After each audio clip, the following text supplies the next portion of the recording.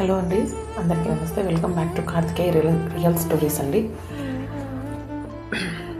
శ్రీను యాక్చువల్గా లాస్ట్ ఎపిసోడ్లో ఎపిసోడ్ 6లో శ్రీను గారు వచ్చేసి సాయంత్రం ఇంటికి వచ్చి అన్నీ కూర్చొని మాట్లాడుతూ చేస్తున్నాగానే నువ్వే చెప్పమ్మా మీ అన్నకి, నేను వెళ్ళిపోతాను ఇంట్లోంచి అని చెప్పి చెప్తుందనమాట రత్న. నేను ఎందుకు చెప్తాను, నువ్వే చెప్పు అంటే, నేను చెప్పను నువ్వే చెప్పు అని చెప్తే తర్వాత వాళ్ళ అన్న వచ్చేంత వరకు వెయిట్ చేసి అఫ్కోర్స్ చిన్నగానే చెప్పుండొచ్చు, బట్ ఆమె చిన్నగా చెప్పదు. కావాలనే పెద్ద గొడవ వేసుకున్నట్టుగా చెప్పి నేను ఇంట్లోంచి వెళ్ళిపోతున్నాను, నేను ఉండట్లేదు అని చెప్పి గట్టిగా మాట్లాడుతుంది అనమాట.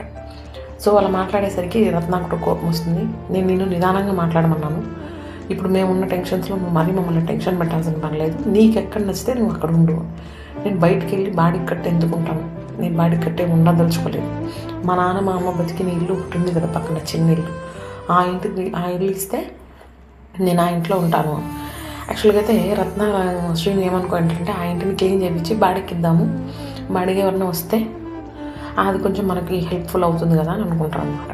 అంత లోపల దాన్ని కావాలన్నట్టుగా బయట ఇన్ఫ్లుయెన్స్ చేసిన మాటలు విని ఈమె కూడా అలాగే మారిపోయి నాకు ఆ ఇంటి బీగాలు కావాలి, ఇస్తే నేను చేసుకుంటాను అని చెప్తాను. కాదమ్మా, దాన్ని ఇలా నేను బాడీకి ఇవ్వాలనుకున్నాను, ఇప్పుడున్న పరిస్థితి నీకు తెలుసు కదా, చూసావు కదా అని అంటే, అవన్నీ నాకు తెలియదు, నేను కూడా ఆయనకు పుట్టాను కదా, అలా ఆయన నువ్వు వదిలేస్తావు, అలా వదిలేసి అన్నీ నువ్వే తీసుకుందాం అనుకుంటున్నావా? నీకు ఒక ఇల్లు ఇచ్చాడు నాన్న, తమ్ముడికి ఒక ఇల్లు ఇచ్చాడు, ఆ పక్కన ఇల్లు చిన్నది కదా, ఆ ఇల్లు నాకు ఇచ్చేయి, నేను ఉంటాను దాంట్లో, నేను బాడీ అంతా ఇవ్వను నేను అని చెప్పి గొడవ వేసుకుంటాడు. సరే ఇన్ని రోజులు బాగా పెట్టుకొని ఎందుకు గొడవ వేసుకొని పంపించాలి అనేసి శ్రీను రత్న ఏమనుకున్నాడు అంటే, రత్న తెచ్చిచ్చేస్తుంది బీగాలు. వద్దండి, ఇంత ఆడపిల్లని ఇంత బాధ పెట్టకూడదు, ఇచ్చేయండి అని చెప్పి మళ్ళీ ఇచ్చేస్తుంది అనమాట. ఈ తాళాలు ఇచ్చేసిన తర్వాత నిజంగానే శ్రీను అప్పటి వరకు ఏ రోజు కంట్లో నీళ్ళు పెట్టున్నాడు, ఆ రోజు బీగాలు చేతికి తీసుకొని ఆ మాట్లాడిన మాటలకి, తను చేసిన బిహేవియర్కి, నేను కడుపులో పెట్టుకున్న నా చెల్లిని చూసుకున్నా, నా చెల్లి ఇలా చేసింది అన్న బాధకి, ఇవన్నీ చూసి కంట్లో నీళ్ళు పెట్టుకుంటాడు ఆయన. వెళ్ళిపోతుంది ఇంట్లోంచి. తను రత్న సైలెంట్గా సైడ్కి వెళ్ళిపోతుంది. తనకి ఏమేమి కావాలో వస్తువులు, ఒక గిన్నె, అన్నీ ఏమేమి వంటకు కావాల్సిన సామాన్లు, వాళ్ళ నాన్న వాళ్ళమ్మ వాడుకున్న స్టవ్లు ఉంటాయి, పాతకాలం 80s ఉంటే కిరోసిన్ స్టవ్స్ ఉంటాయి, అందరికీ తెలిసిందే. ఆ స్టవ్ని తీసుకెళ్ళిపోయి ఆ రోజు అంతా ఇల్లు క్లీన్ చేసుకొని అన్నీ చేసుకొని, ఇంకా ఆ రోజు ఆమె సపరేట్ అయ్యింది.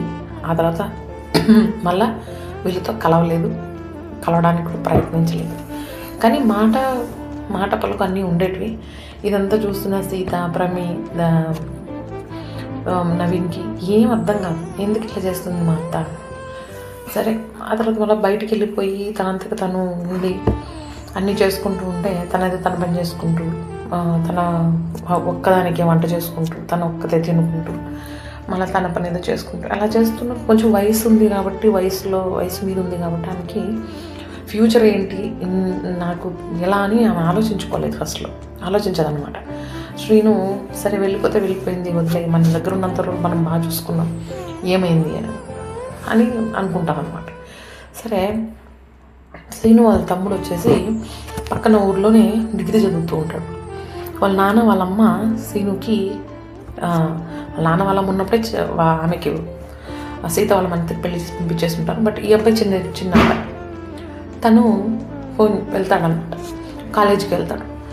రత్న కొడుకు కంటే ఎక్కువగా ఇష్టపడి చదివిస్తూ ఉంటుంది.